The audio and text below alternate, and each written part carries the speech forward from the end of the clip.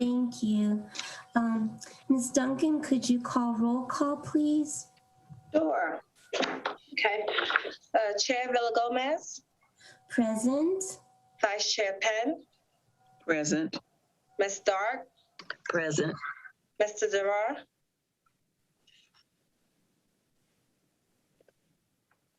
You're on mute. He's there. You're muted.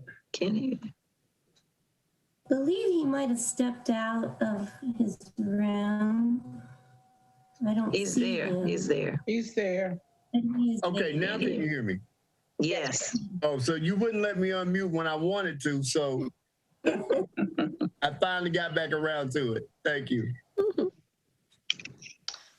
Mr. Fulton, right here. Ms. Johnson, Present. Mr. Scales,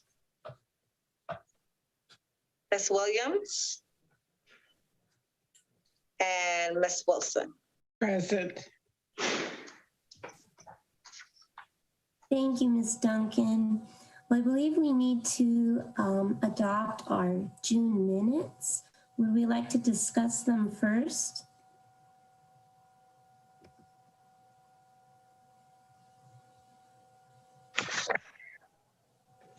If everyone is in agreement, I'd like to move that we accept them as presented. Thank you, Ms. Linda. Could we have a second? Second. Okay. Well, let's have our take. I think Ms. Carlin will call and see if everyone approves. Chairperson Villagomez, Yes, I approve. Vice Chair Penn, Yes. Ms. Stark, Approve. Mr. Durar, Approve. Ms. Johnson, Approve. and Ms. Wilson. Approved. Okay, our June minutes are approved. So I believe we can move on to the chair's updates. I promise to be brief today, but I do want to just note that we had a wonderful time at the Juneteenth celebration. It was quite fun to sit most of the day with all of the staff from the city of Winston-Salem. I know Ms. Carlin was there, many were there, and Ms. Beverly joined me, and she had many, many great discussions with people from the community who came up to our table.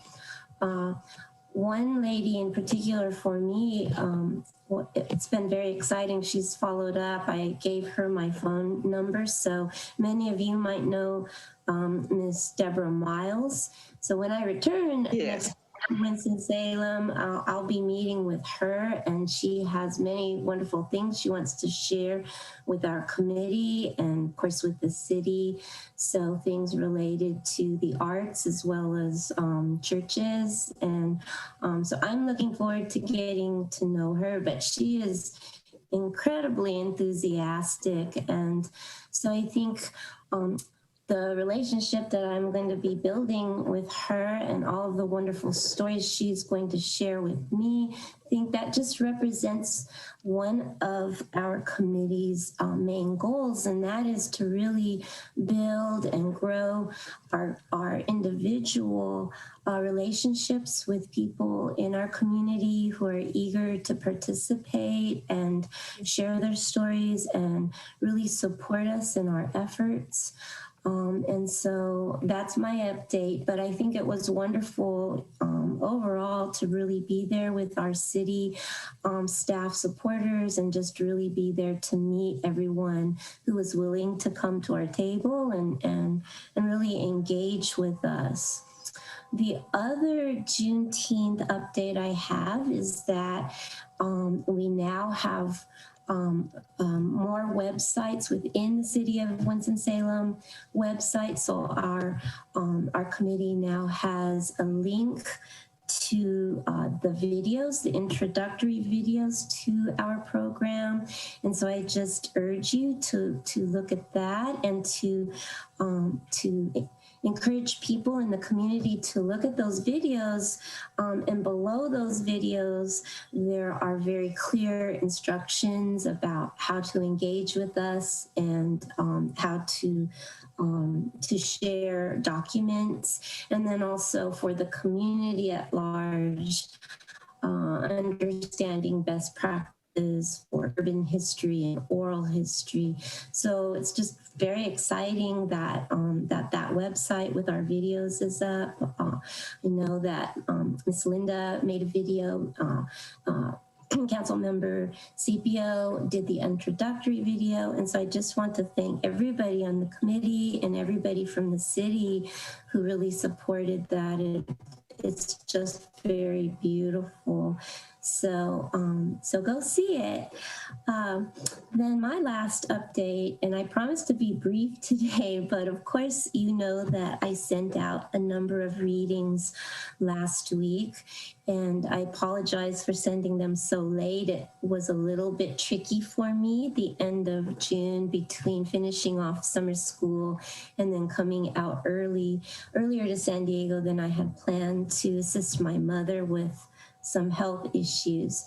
But I just want to note that, one, I'm very appreciative of Ms. Linda for reading carefully through all the documents and highlighting the one thing I think I would like to stress today, and I do hope we can have some conversation today, but she did remind all of us that one of our responsibilities is that beyond collecting the artifact photos and the oral histories, that we are commissioned by the city to eventually write histories related to African Americans involved in all of the different sort of categories, whether it's businesses or the arts or churches.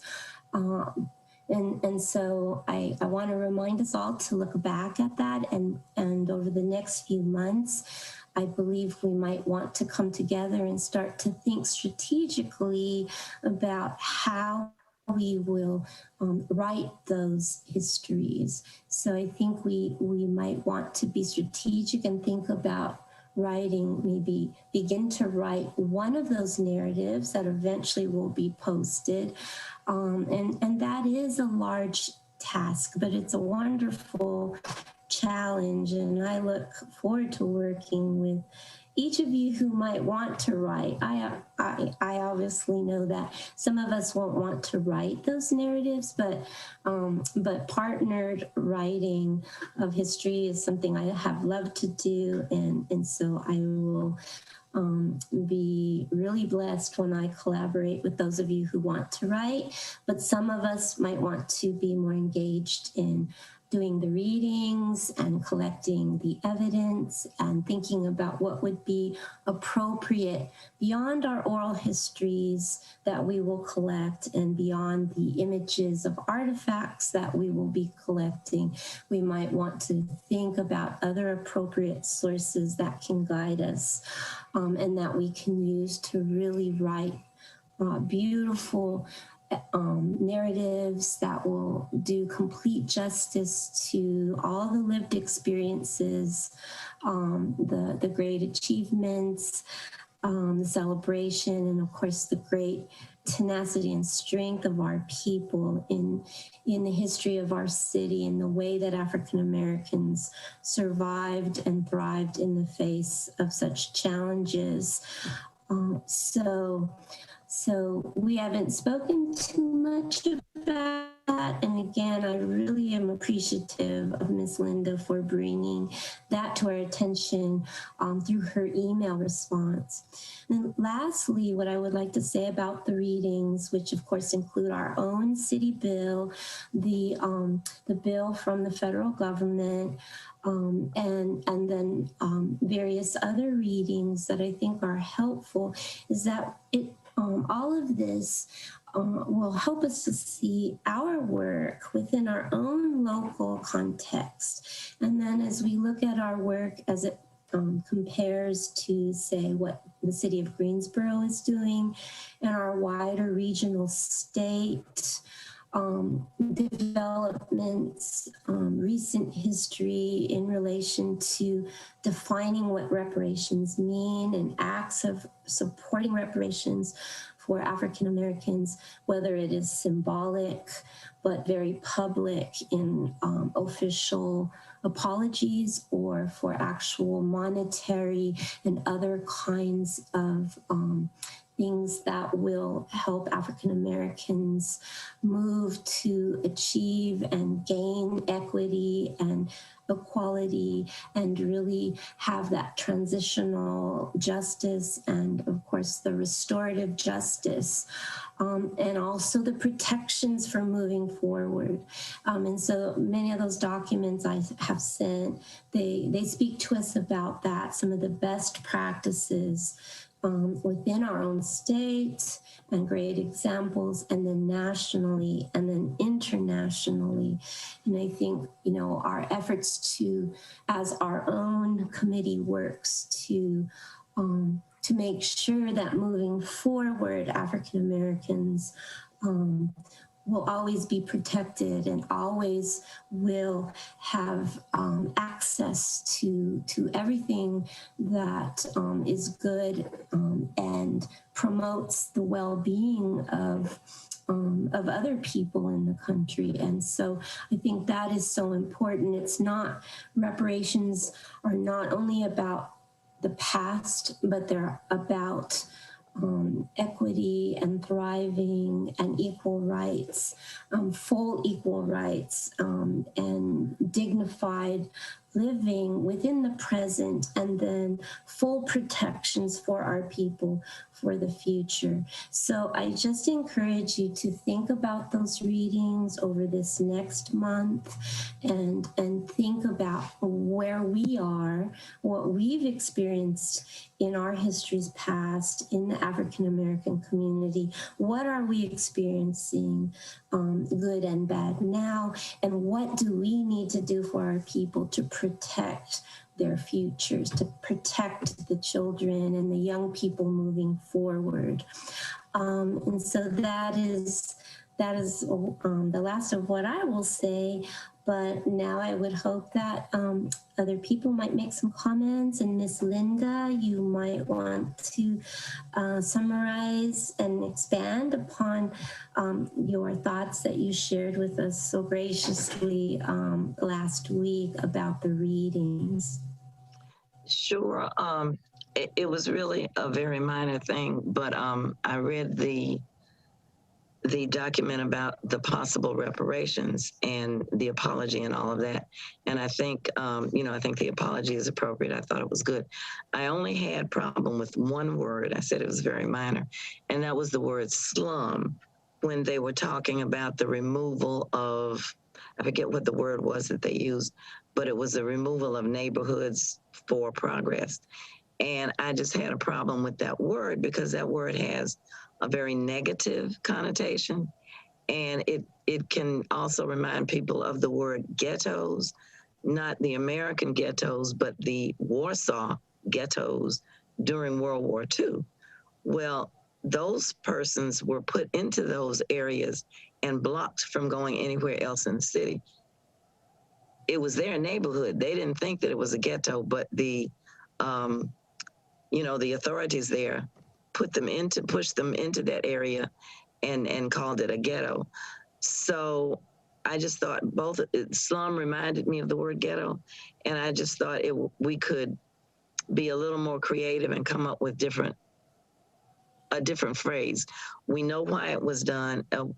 It was done to improve the neighborhoods, but of course, the persons who lived in those neighborhoods were not the ones who created the slums. It was because of redlining and being unable to improve, to get good jobs or to improve their financial situation, and therefore they could not purchase new lumber or whatever it happened to be to improve their home.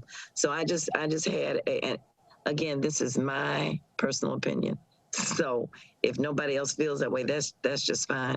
But I just had a negative reaction to that word, and I hope that we could come up in the official document with just a different word. That's all. But I thought the overall document was fine. Thank you, Ms. Linda.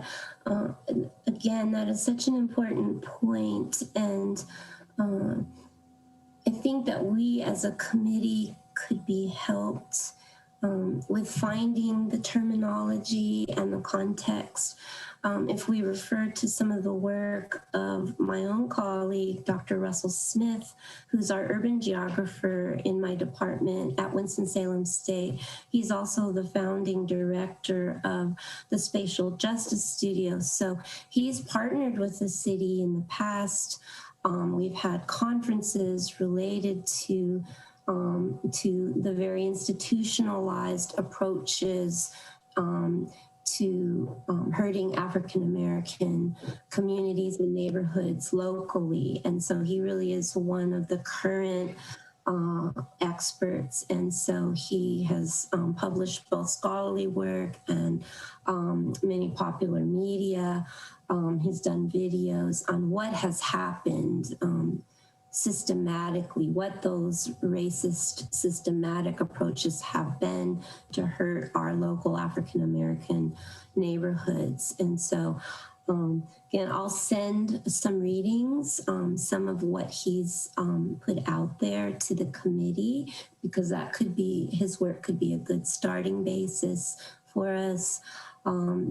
We've also had some African-American scholars come who don't live here, but have looked at what has happened to our community in relation to other African-American communities in the country and in the South.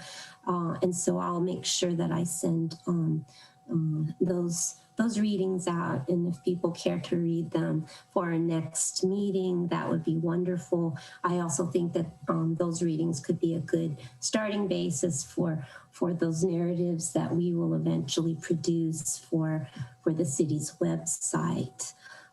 So are there other comments or thoughts about any of the readings that I sent out and our official document that we are working off of that supports our committee, the founding of our committee, and the work of our committee? Is there any other thoughts?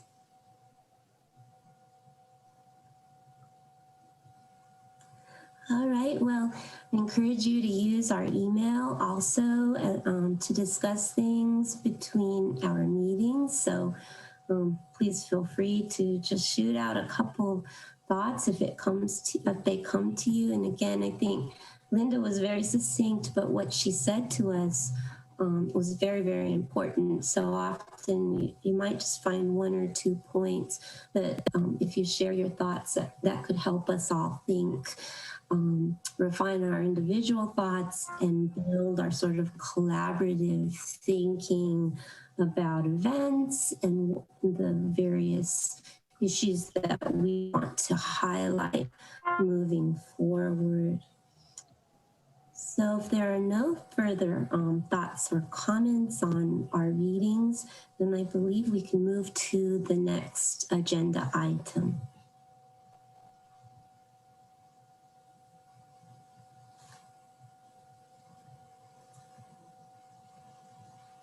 So I believe Ms. Wanda, Yes. Chair Villa-Gomez, good afternoon.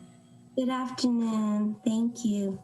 Thank you. Great to see everyone. And really, in terms of my updates, we are still working quite diligently internally with trying to make sure that we are projecting what we need to project for the anticipated needs of the AAHI.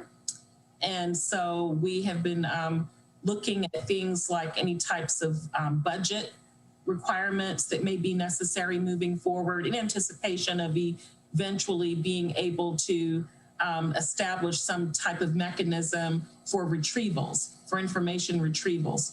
And so we've been working on that and discussing different options. And also I would like to introduce to you, I don't think this particular committee has met our intern, Ms. Myra, she's on here. Myra, would you like to introduce yourself to the committee, please? Yes, hi everyone. My name is Myra Ramirez and I am an administrative intern for the Human Relations Department.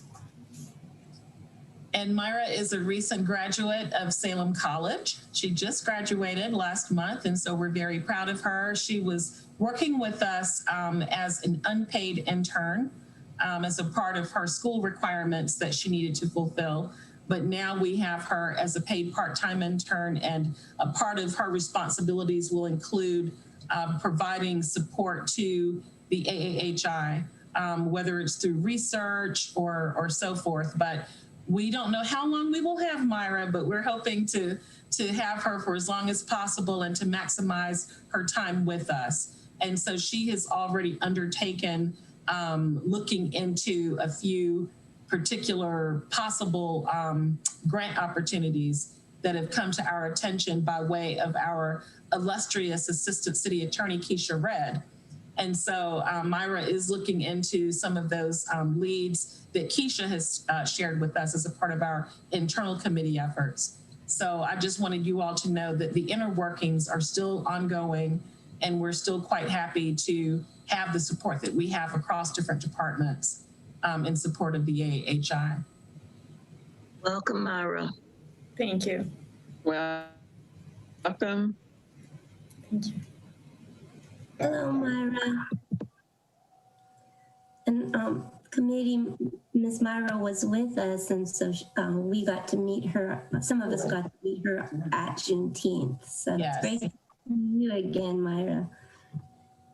Thank you. It's great to see everyone. Thanks, Myra. And Chair Villa-Gomez, what I'd like to do is just segue on into city staff updates.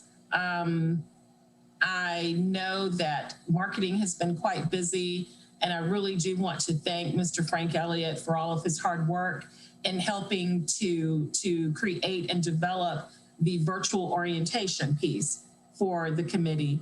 And so, Frank, did you have anything that you'd like to share? What if I just say, oh, shucks, happy to do it. Awesome. We really appreciate you, Frank, because that was no easy task that you had. Well, everybody was real responsive and the talent was wonderful, and it's easy to do good work when you have good material to work with. Well, thank It you. really is beautiful. The orientation side is really beautiful. It reads well, it's succinct, and I think it really will bring great attention to what we're doing. So thank you, Frank. Thank you so much. Let me just add that, you know, this obviously, the nice thing about the internet and digital stuff is nothing is fixed in stone, and that orientation can evolve and change. And as people start asking questions, we can add facts, we can modify it as need be. So yeah, we'll just kind of continue to march.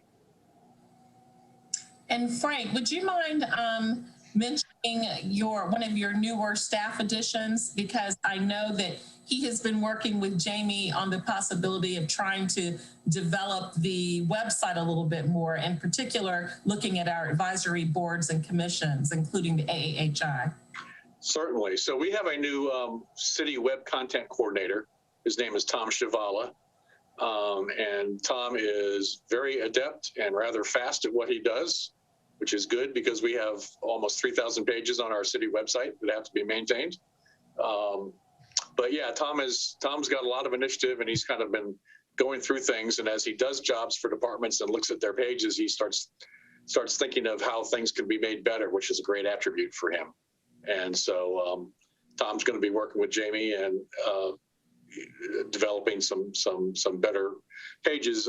Tom's really good at thinking about how the layman or how the outside person reads something. You know, it's one thing for us on the inside to look at something and think it makes sense, but what's the experience of someone who knows nothing about city government? And that's a good quality to have. Yes, absolutely, Frank, and thank you. And we've already gotten to know Tom on a limited level, Jamie more so than anyone else, and we can already tell that he is going to be awesome to work with, and he has a lot of great ideas. And so we welcome those and we thank you.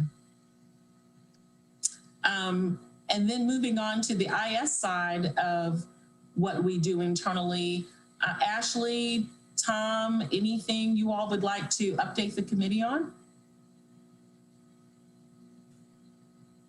Hey, Wanda, no, I'm probably going to defer. And I'm sorry I've missed some of the meetings in recent months. I'm probably going to defer to Ashley. Other than, you know, we did update our budget a little bit with a little tweak that we provided you last week. But I don't know if Ashley wants to speak to anything going on right now as far as the online applications. You say Ashley's online, or? Yeah, I'm here. We're still at only 10 submissions on the online form. The last one was on February 8th. Like Tom said, we sent you some budget tweaks, and I sent the latest information I had about Digital NC. So I don't know if this is the opportunity to talk about that, but Wanda and Councilmember Scipio, I think you know where we are with that. Ashley, if you'd like to share something about that, I think that would be. Sure. Yeah, I mean, if you want me to talk. So Digital NC has said that they cannot partner with a government entity because of, I guess, the way that their grant funding is. They have to partner with a cultural heritage institution. So the only way we would be able to use their site in order to display the digital items that we have collected would be to partner with a cultural heritage institution. So, for example, a university or some kind of organization like that. And they sent us a list of criteria of what constitutes a cultural heritage institution. I'm trying to pull those up if you wanted me to read that for you. That might be helpful.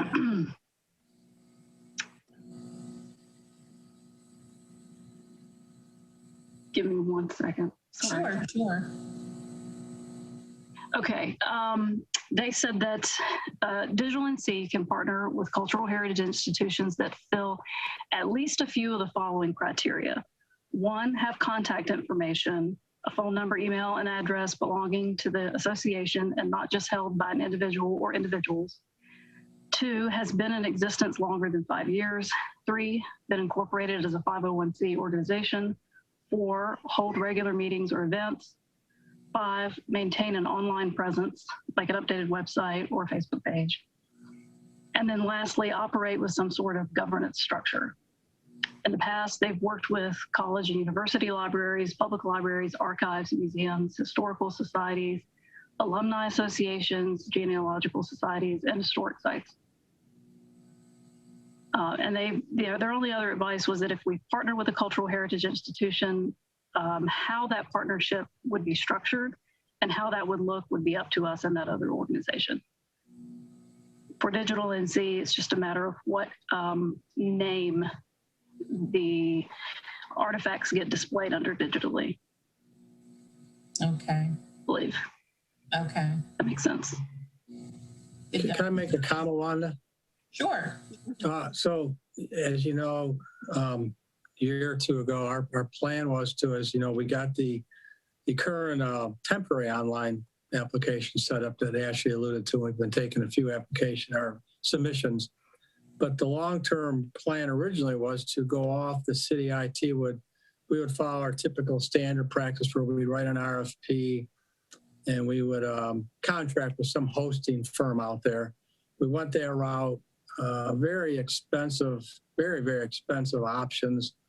We came across Digital NC, and they have a great site. It's a great organization. You know, we're in School of Government, Chapel Hill. They got a great setup and office, and I think I see a lot of benefit if we can find a partner to work with in terms of a cultural heritage institution that we could partner with. I'm saying this because I think we'll get a solution for a fraction of what it would cost us to start afresh. Digital NC has been doing this, what we're looking to do as far as online archives, for a long time. They've got a great solution, and for the city to go off and try to find some new package and spend a lot of money when we got this opportunity with the folks at Chapel Hill.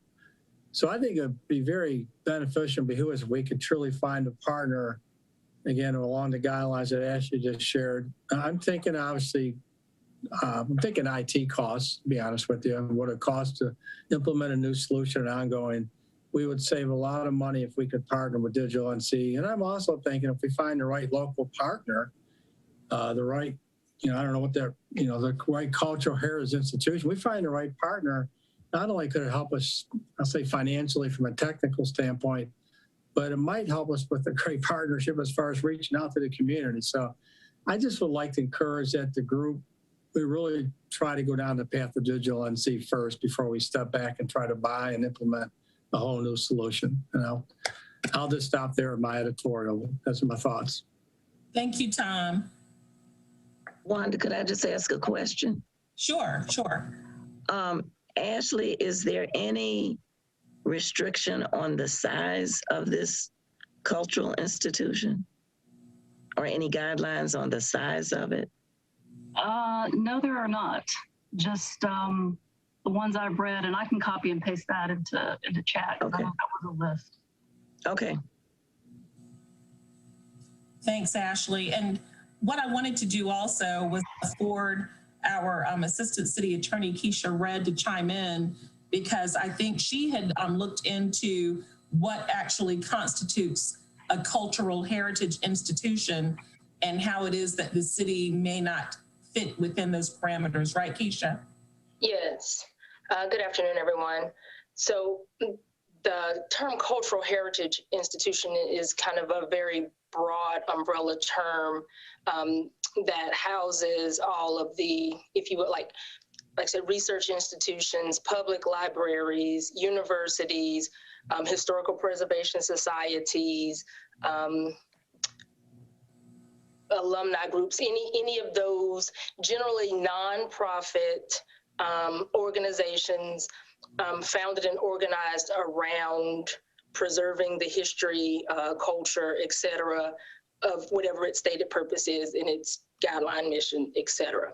So by that definition, a governmental entity cannot meet that definition. And the only way that we would be able to avail ourselves of a service such as Digital NC would be through a public-private partnership with a cultural heritage institution, because that would then allow Digital NC to be able to come in and to provide that hosting. And I won't attempt to explain the IT part of it, but to provide whatever it is they provide, where they house and display and categorize and outline all of the, whether it's pictures, documents, et cetera, that would be part of the collection. Thank you, Keisha. You're welcome.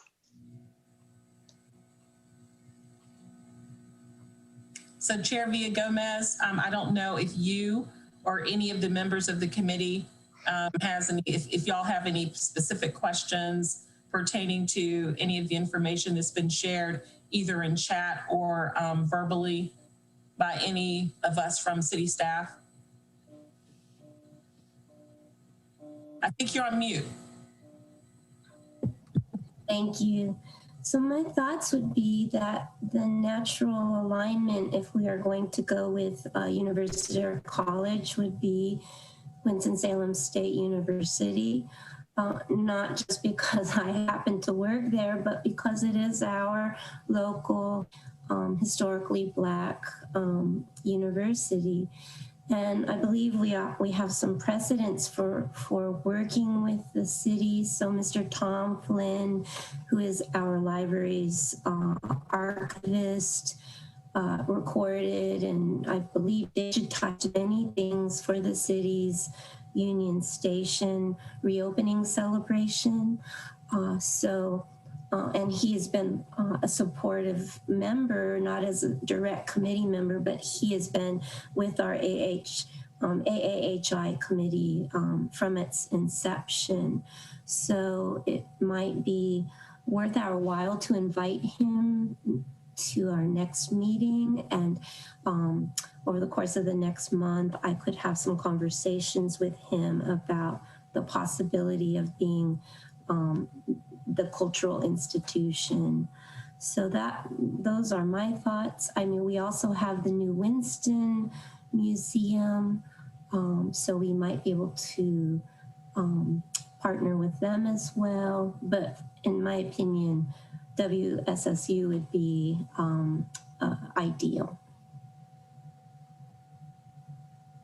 Hey, Wanda. So I didn't want to say it, but I'm glad the chairwoman did. But I think Winston-Salem State would be an ideal partner, not just because of Tom, but also just other capabilities. I'm thinking, we've used Winston-Salem State IT students, for example. We've had them as interns in our IT department. And as this initiative grows in the years to come, there's an ideal opportunity for some IT students in Winston-Salem. So I think Winston-Salem State, I didn't want to say it, but I think it's an ideal candidate and we ought to pursue it. I would support that 100%. Oh, yeah, absolutely. And Councilmember Scipio, I think that you might have had some conversation with the other Tom about Winston-Salem State being in a supportive role with the AAHI. Is that sound correct? Yes, we talked about it. Good evening, everybody. Good to see you. Sorry, I'm a little late joining in. I had another meeting, but nonetheless, we're getting ready to do some wonderful things. At least you guys are, and I'm very excited about it. Yes, I think I will also say that I had always felt that the better of all of the options that are local would be for us to partner with Winston-Salem State because it's an academic institution. It's already doing the kind of archival work that we're getting ready to do. There are resources there. The thing, though, is that there would have to be some type of formal agreement with them through their hierarchy. And that's the thing that would be needed to do. And if your committee decides to pursue that direction, then that would be part of what needs to happen in an official, formal kinds of discussion and an agreement made. I did want you to really think about the other options that are here in the city. Although my preference would be Winston-Salem State, just because they've been so involved in what we're doing, and what we do does impact them and their collections efforts in people connected to Winston-Salem State. Of course, there is the Muse as a museum, and they're wanting to do more around African American history is something that, and be more inclusive in what they do. That's a great partnership. I think at one time for Digital Forsyth or the Forsyth County Library was an option. Yet that's the county, and although Winston is the biggest part of the county, I think sometimes they sort of lose sight of what we need to do for all of our residents here. And we might get lost in what they do. I think it's really important that we think about how prominent we want to be. And of course, I want to be very, very significant in the city. And how do we gain the greatest access to community in terms of credibility for what we're doing? What partner could bring that to us as the state of the art, already knowing how to collect and store and retrieve data. And it wouldn't be like, we wouldn't be a stepchild. I guess that's the thing. I didn't want to be a stepchild to any institution, and yet I don't want to be the maker of an institution also. So, but those are things I ask you to consider and you to ponder the pros and the cons about partnering with another group. Now, it's really important to understand that the internal expertise of the city is going to be exceptionally expensive for us to do long term. And the reason why Digital NC is so great is because all of the systems are already set up. So we'll be tapping into what's already being done around the state. And in many ways, that gives us a statewide presence.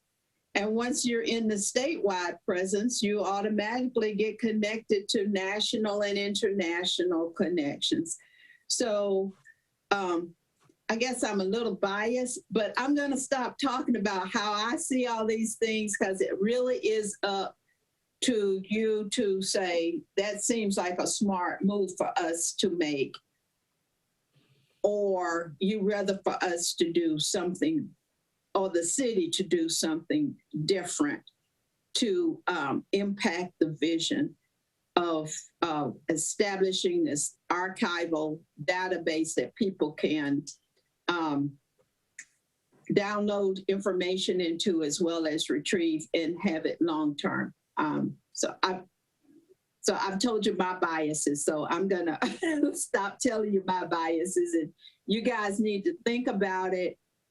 You don't have to make a decision today, but I do know that you need to be very thoughtful about that connection and who we're going to partner with to tap into North Carolina Digital. Councilmember Scipio, I'll make a couple quick comments. First one is, the systems are expensive, the city staff's not. And thinking about the partnership, we will have to have, if we were to go to the Digital NC, we will need a formal partner of record. Let's say it's Winston-Salem State, and they're our primary partner of record for Digital NC. But that doesn't stop the group from partnering with, say, the museum. And we could have multiple partnerships, and they might play a role in the whole logistics or intake or vetting. So I would just suggest we keep in mind that, well, we would have to have one agreement with one partner, such as Winston-Salem State, for Digital NC purposes. We could still have a lot of other partners and take advantage of that. So I'll just throw that out there.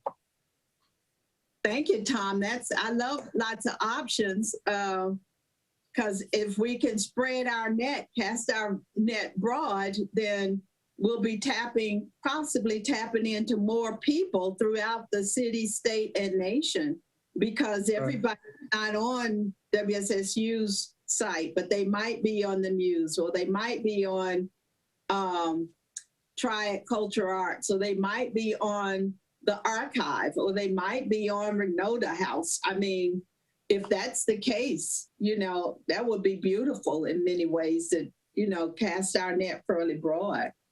Yeah.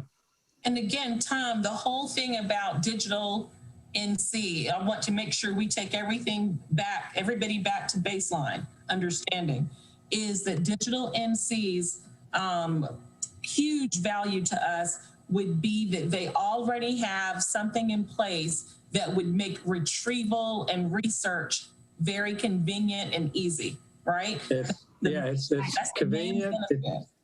It's in place. It works. It's good. It's a solid solution. It saves us a lot of money, and we can fast track and get rolling much quicker. So, yeah. Yeah, because we already have the process in place for people to submit information and put information. And would digital NC enhance that in any way, or what we have good enough for that moving forward? Digital NC doesn't do intake, I will say. So we would have to continue to do all the intake, but they would display it and allow it to be searched and viewed. There you go. Okay. Thank you. I just wanted to make sure we took it back to that basic level of understanding so that everybody knows what it is that we're kind of looking at. And Keisha, were you going to chime in? Yes, I just wanted to point out, in terms of any sort of formal partnership agreement arrangement, the AAHI has the ability to make recommendations to City Council, but there would need to be City Council agreement for AAHI via the City of Winston-Salem via AAHI to enter into a partnership with whomever to do whatever. So if, you know, and not to kind of take over the discussion, but I think a more fruitful discussion may be to identify which entities exist in the community that qualify under that umbrella of cultural heritage institutions, based on the definition that Ashley provided in the chat box, and to kind of maybe come up with pros and cons. We all know that in terms of resources, staff, expertise, you know, Winston-Salem State checks all of those boxes. And as Tom pointed out, that doesn't mean that there can't be involvement through other cultural heritage institutions, but in terms of who the formal partner is, in order to access the platform that Digital NC provides, I think that is the recommendation you would ultimately be making to council, saying, we, the AAHI, recommend that in order to do X, that the City Council enter into partnership with Y for the purpose of Z, and these are the reasons. And I think that would then give council the picture that they need to give the green light for AAHI or the City of Winston-Salem and whichever representatives from the institution that we're looking to partner with to come up with what that formal agreement looks like, with the input of you all, because you're the ones who are kind of building this plane, so we can get it up off the ground. So that's just what I wanted to add.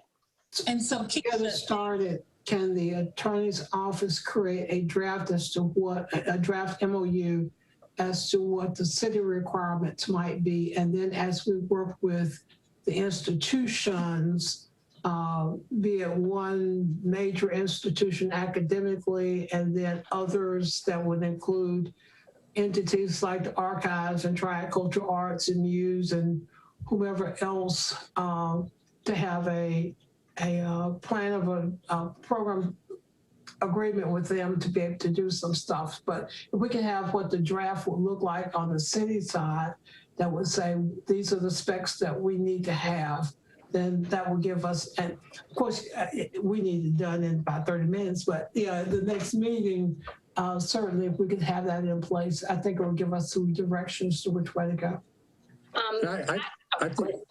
I think we have a jump on that, because we did release an RFP last year. Again, when we were looking to quote purchase and build and buy our own solution, and in lieu of digital NC, we literally could take that RFP which is city's requirements. That'll be our starting point right there. Right. And we have that in place today. And also, I just wanted to add, Keisha, would you think that the wording would still be appropriate if the AAHI wanted to recommend WSSU as the lead partner? That Well, so I think what we would have to do is look at the requirements of Digital for Sight. I don't know if it is limited to one partner or if it can be a partnership of multiples. And every entity in the partnership has to meet the criteria of historical, cultural institution, cultural heritage institution, I'm sorry. So it would be a matter of looking at that more closely to see if it has to be a lead partner or if it's just two people or two entities, or if there can be multiple entities. I didn't delve that deeply into it because I didn't anticipate that question, but that would be something that we would look into and make a determination. Because if for some reason there could only be two entities that create the partnership for Digital for Sight purposes, again, there could be any other number of agreements or arrangements with other institutions in the community to contribute to the project. They just wouldn't be included for the digital NC purpose. They would be included for the AAHI information gathering purpose. Because one of the things we need to be concerned about is that that become an institutional piece, that we still have the community feel.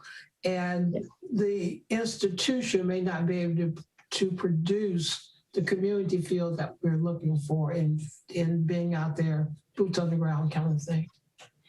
Now, I certainly am not the expert here, but the way I imagine it is if you're looking for a partner, you look for someone or an entity that has what you don't have.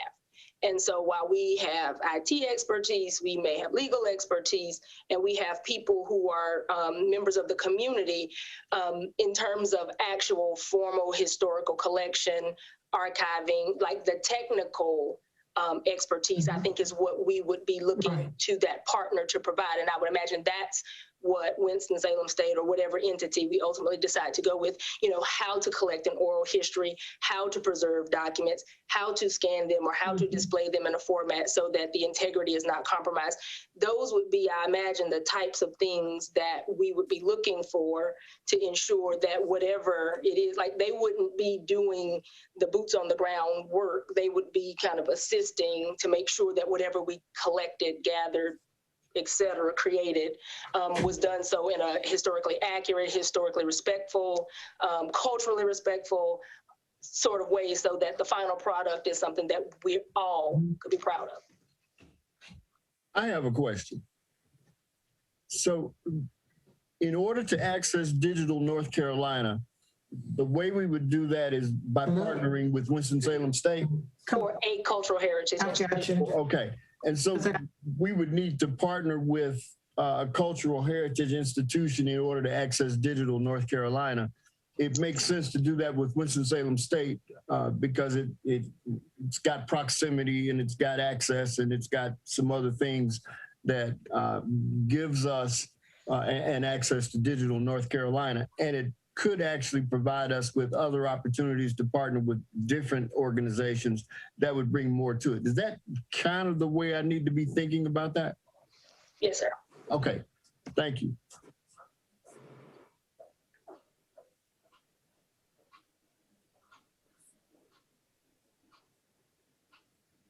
You're on mute. I tell you, I'm dealing with two different computers.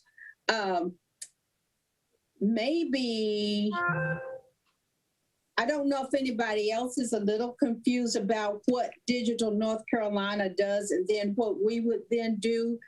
And part of my understanding is that people would input data on our website, and then that data then would be sent to Digital North Carolina, that makes it available for anyone to retrieve and to use, to see, and that kind of stuff.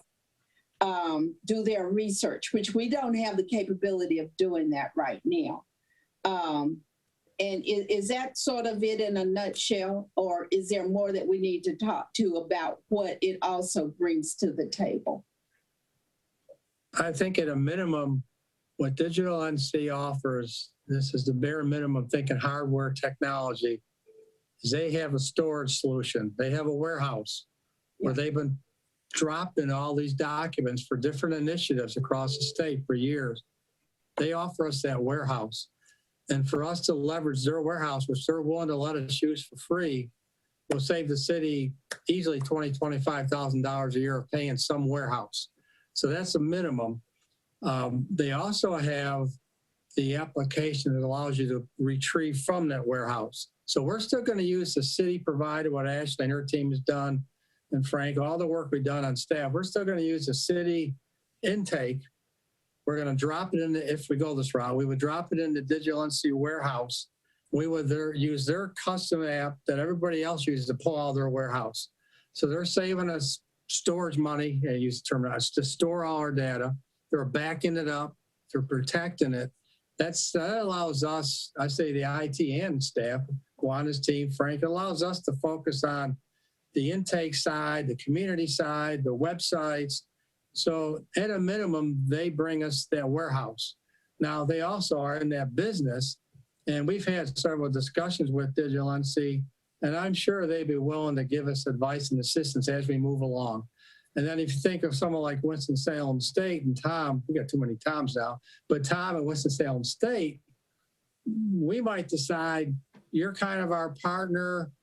Let's face it, they're kind of our partner to get to Digital NC. And maybe we don't ask them to do a lot, or maybe we say we're not going to ask a lot of you, but I'm sure they'd be willing to partner where it makes sense. So the main thing Digital NC gives us is a warehouse to store all our data and a solution to pull it out so we can focus on the front end and quite frankly save $20,000, $25,000 a year at a minimum storage requirements. I don't know if that helps it out, Councilmember Scipio. Yes, Tom, thank you so much. You guys have been so instrumental in moving this forward.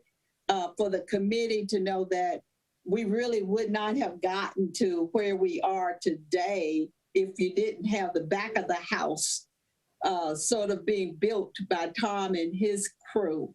Believe me, a lot has gone into framing how this was going to come to pass, our virtual database. And so and Tom was on board from the very beginning, being so responsive and trying to make this happen. So I really want to say thank you, Tom, and your team for being so instrumental in bringing software, hardware to life. For those of us who don't really know how it all runs in the background, they know everything. They've done so much.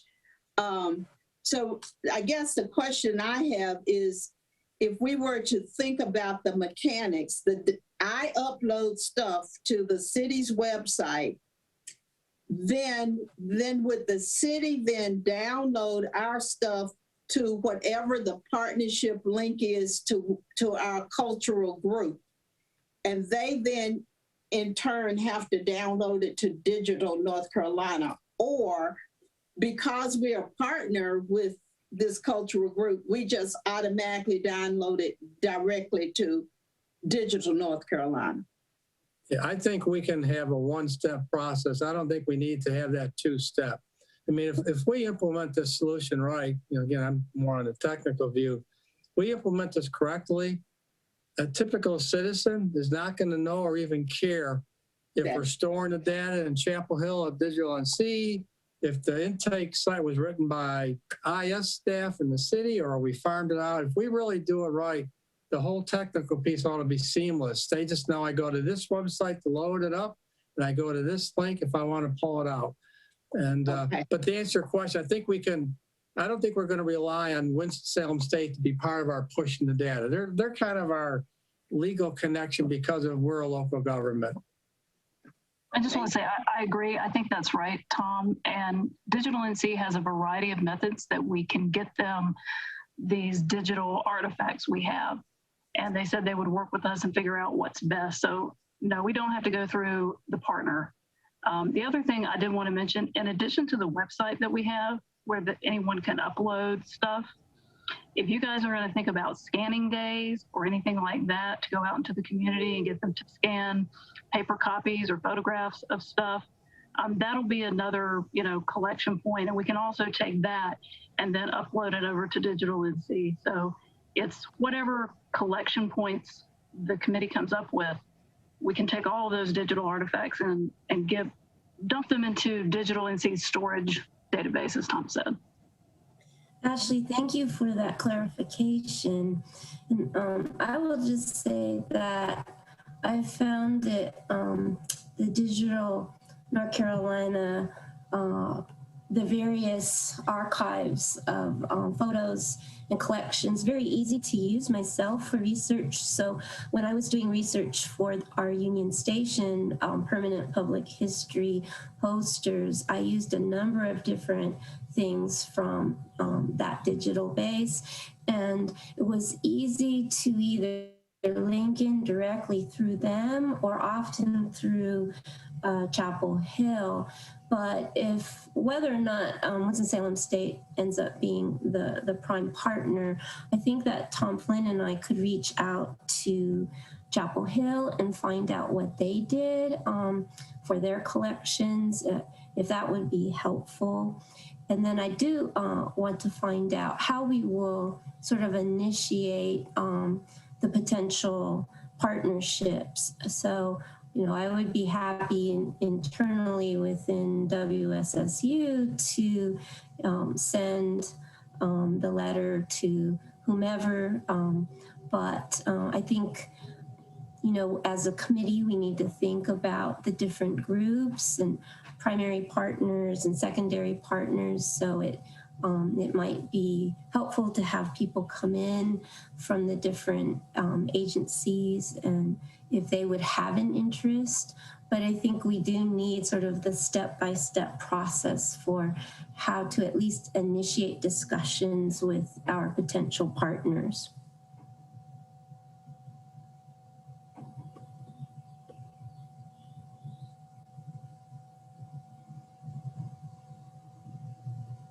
And again, I'm happy to take on a role there if it's appropriate. I just need to be told what to do. And I believe internally at WSSU, I would probably work with Tom Flynn and our head librarian, Ms. Wanda Brown, because they would know, I'm sure they've done things comparable, and so they would know who to reach out to internally. That wouldn't necessarily be a conflict of interest for you, would it? No, not at all.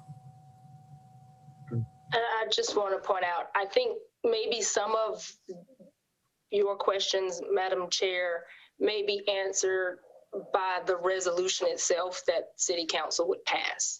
Because in that resolution, it would identify the entity being contacted, the scope, and it would outline that. And then it would just be up to the AAHI and whomever, either via the chair or subcommittee or however you all decide to divide and conquer, to then go about executing those pieces and know that it's not all on you, because there may be some staff directives in order for, maybe our IT people to talk to their IT people. So you don't have to think about the entire blueprint. That would be coming in the form of whatever resolution that is ultimately presented to and voted upon by City Council. And then it would come back to you all if approved, and then you would execute based on the items identified in that resolution. So for right now, what you would just need to kind of focus on is identifying, the entities within the community that perhaps meet the definition, which ones offer which things, and a recommendation to council, which one you think would be the best. Now, let me just say, these entities are free to say, no, we don't want to do this. So, that's the kind of the benefit of seeing what all is out there and what they offer, because it could be that our first choice isn't we're not someone else's first choice. And so you may then have to go back to the drawing board and say, well, okay, the entity that we wanted to partner with initially isn't willing to do this. Who else is in the community who does this, who offers, like maybe one group offers this thing and one group offers this thing. So we then partner with two groups to get what we could have gotten from one group. I don't know. I'm just kind of, imagining possible scenarios. So I think that's why you do the examination of what's available in the community, but then you make your recommendation knowing that if that first choice isn't available, you then have all of the research completed so that you can kind of go back to the drawing board and say, okay, this is our second, third, et cetera, et cetera. I think that's a great point. And just to let everyone know, we have spoken with Tom internally, with our internal planning committee, and talking about the other Tom K. And so anyway, Tom has said that he was interested from his vantage point, from his perspective and world, that he would be interested in working with us in this capacity with Digital NC, but he would need to go through his proper channels. He couldn't speak, he said, on behalf of the university. And so he did express an interest though. So it would just be a matter of I guess, them figuring out who they need to get the approval from at Winston-Salem State, if indeed they're interested, number one, and number two, if indeed the AAHI does want Winston-Salem State to be the lead partner. Wanda, in that light, then, is he also able to get from the institution what pieces need to be in the MOU? And that way, when the city attorney's office gets that document, we have their document, then the two, we can figure out what needs to go in the one single document. Absolutely. Absolutely, Ms. Joycelyn. And Keisha, if that's something, that you need, or if you have some specifics that you want Tom to work on and provide to you, then, we can facilitate that in our next internal meeting. Absolutely. Ultimately, it's going to be up to whichever assistant city manager is kind of also involved in this process, because they are the liaison to city council. And so while we can, say this is what we want, ultimately, whatever input we receive about what they feel that is going to be needed in those agreements in order to get it through committee to council and ultimately approved, that's the format that we want to take. So, while I'm more than happy to do that, I just want to say, that in light of the fact that there is an assistant city manager who will be involved in the process intimately.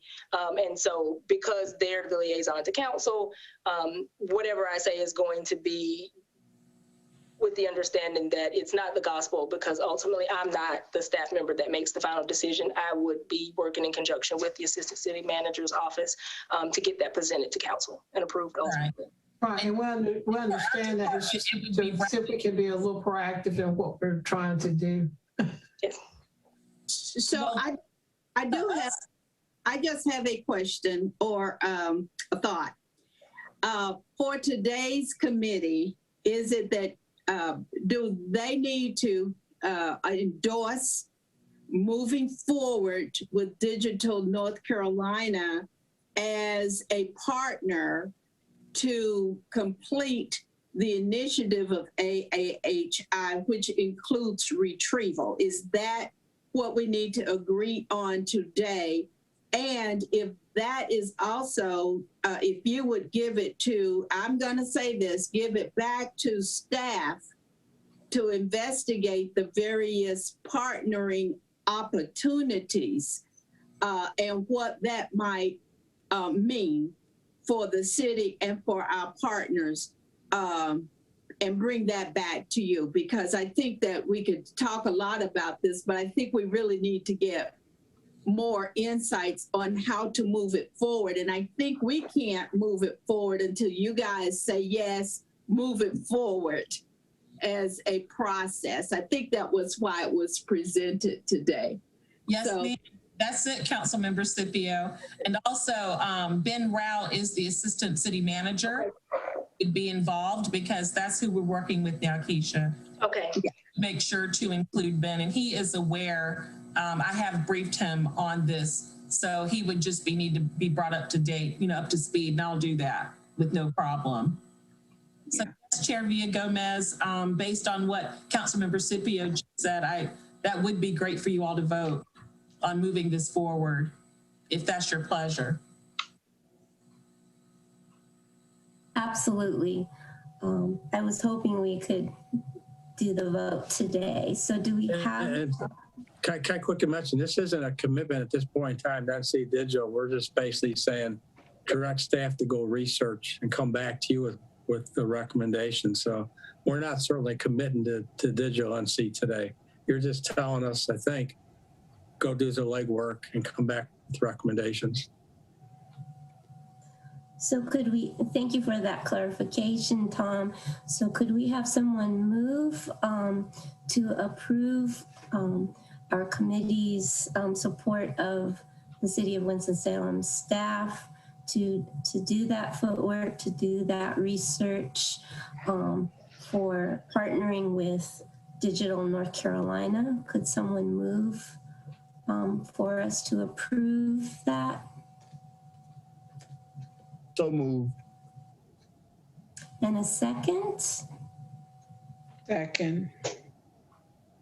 Thank you. Ms. Carlin, could you take the vote? Chair Villa-Gomez, Approve. Vice Chair Pan,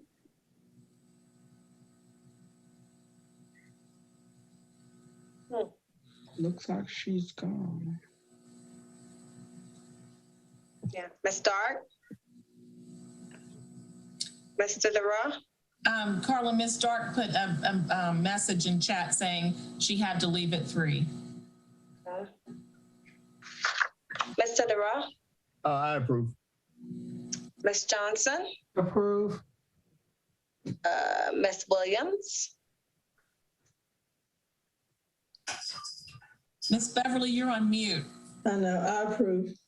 and Ms. Wilson. Approve.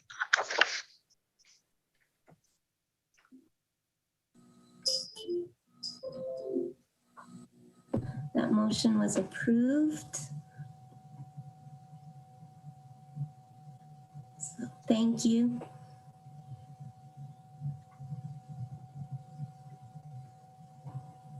So it's my understanding then that our next steps would be that the staff would present the outcome of their research to our committee at our next meeting in August, and help, and whatever they give to us would help us to decide which partners we would prefer to move forward with. And is that correct? Yes, ma'am. Wanda, is that correct? That is correct, and that'll be at your next meeting, which will be Wednesday, August 4th. And at that point, then, after we've heard the outcome of the research, would we want to vote on, as a committee, who we would approve to partner with? Would it be pragmatic to do that in August?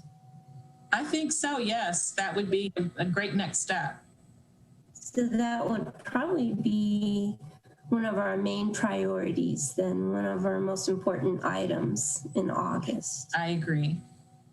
Would it be helpful if we sent in those additional names like the archive and Tricultural Arts and Muse, any of those entities, so that as the staff is doing the research, we'll see what the other collaborations could be? I think, Ms. Johnson, also that there is a list that's already established with the Digital North Carolina of the local partners that we could be with, who are already on Digital North Carolina. And I think Ms. Williams also inserted, is there something that the Big Four Alumni Association could do with that process? Well, it would help to know the exact requirements. So if we could get a list of all the requirements needed, then I can present it to the Big Four organization to see if they're even interested. I think they have valuable information that they could give But I have to know whether they will even qualify first. I do know we have is it the Digital North Carolina website that you can just go in and pull down their partners? Councilmember Scipio and Ms. Beverly, Ashley actually in the chat posted the list of the criteria that organizations have to meet in order to meet the Digital Forsyth criteria of cultural heritage institution. So if you can access the chat box and scroll up, you'll see those items listed, and then you can take that, and for anyone, not just you or anyone who may have community institutions that you are considering, if you use that list to kind of check off whether or not they qualify, so that when you submit that to staff, that's, we know if they check the boxes or not. So that then helps us kind of vet them in terms of what the recommendation is to council, or how we proceed with them, or whether they're even eligible to be considered. Yes, and Ashley also posted a link to Digital NC for the institutions. I mean, that is there. If you look in the chat, you'll see that as well. And that's the list of people that are organizations that are currently working with Digital NC. Yes. And you can zoom in, there's a map on there, so you can zoom in on Winston-Salem, Forsyth County, and see little markers so you can see which ones are local to us. Okay, thank you all. Thanks, Keisha. Thanks. Pleasure.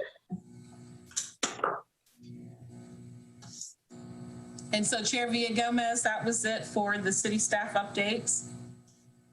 And I think we kind of segued into the next meeting date. And so just looking at the agenda, we've kind of skipped on. Thank you, Wanda. I don't know what the first Wednesday is in August. Sorry, I don't have a calendar in front of me. That is Wednesday, August 4th. My birthday. Yay. Birthday. Barack Obama's too. That's right. So that will be our next meeting, Wednesday, August 4th. So we can move on to our 2-minute memories. And I have to say that one of my very favorite people in the whole world, who might not want me to name her, put this little bug in my ear, and I thought it was brilliant. That, of course, everyone who is on the committee who grew up in town has such a wealth of historical knowledge, and so conversation with that person really inspired me. So I hope that everyone on the committee will share a little 2-minute memory of whatever you want to talk about, from growing up and living in Winston-Salem. I didn't grow up here, so I think I'll go last. I have a few fun memories.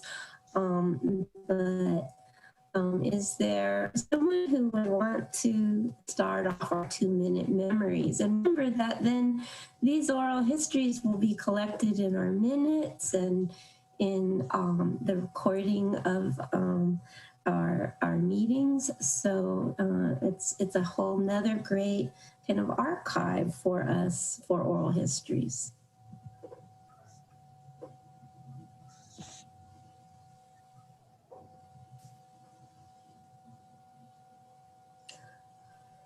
Mr. Robert, do you want to start with a memory? Sure. So one of the things that I remember about growing up in Winston-Salem was my mother worked in Caswell County. And so my father would take me to my grandmother's house on Monday, and I would stay with my grandmother until Friday. And what the really neat thing about that was my grandmother knew everybody in the neighborhood, and everybody knew her. Everybody knew everybody in those days. And so there wasn't anything that I could do that didn't get back to my grandmother's house before I did. sometimes that wasn't a good thing because my grandmother didn't really play. She had one rule, and the rule was do what I tell you to do. And that was that. But it made for a safe place because all of the folks who lived in that neighborhood were looking out for all of the kids in the neighborhood. And they would report back to our parents all those little things that we didn't want anybody to know that we were doing. And then our parents and our grandparents would settle up with us about that. And there was an informal level of supervision that the adults played in the neighborhood and ensured our safety. And that's the thing I remember most about growing up in Winston-Salem was we were safe. I was safe. And if anything amiss would show up, my grandmother and the other elders would make sure that got situated properly and quickly. And that was a great thing about being here. Thank you. Yeah. What about Miss Beverly? Do you have a 2-minute memory to share with us? Well, I don't know. I have plenty of memories and just wasn't quite prepared. But my mom is 97 years old and she's still active and she still lives by herself. And we had a little get together for the 4th of July, which was actually the 5th of July. But she brought her famous coconut cake. And we had 15 people over. And some of the people said, I remember Miss Funches from way back when. We grew up in Happy Hill Gardens. And they said, there were 5 of us children and the kids in the neighborhood. They said, I don't care what happened, what day it was. If I was hungry, your mama always fed us. She always made sure that no child would go hungry. And I think that's something I've carried on in my adult life. If there is an opportunity for me to help some child, then I'm there. That's one of my memories. I have lots of them, Just give me a minute, I'll write them down. I'll be prepared to speak on them next time. Yeah, it's our hope we'll have this at the end of each one of our monthly meetings, but that's a beautiful. Okay. Thank you so much. Sure. Ms. Johnson, I know you have hundreds of wonderful memories, but do you have one you would like to share with us today?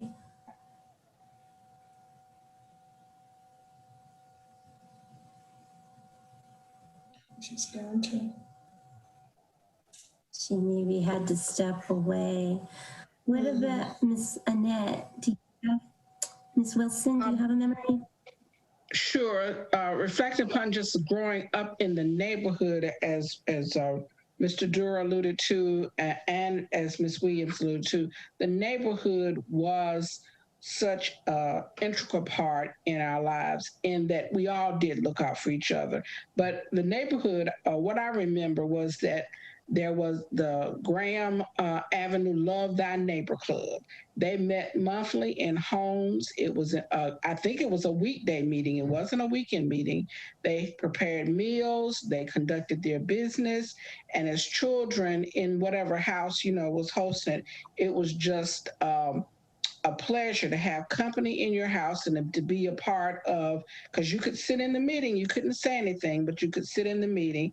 And these neighborhood associations planned for us a yearly trip. And it was a bus trip that would leave from your neighborhood. Just imagine a bus pulling up on Graham Avenue, but we would load up at the bottom, I believe it was Graham and 8th is where it would pull up. And then we would have a one-day trip.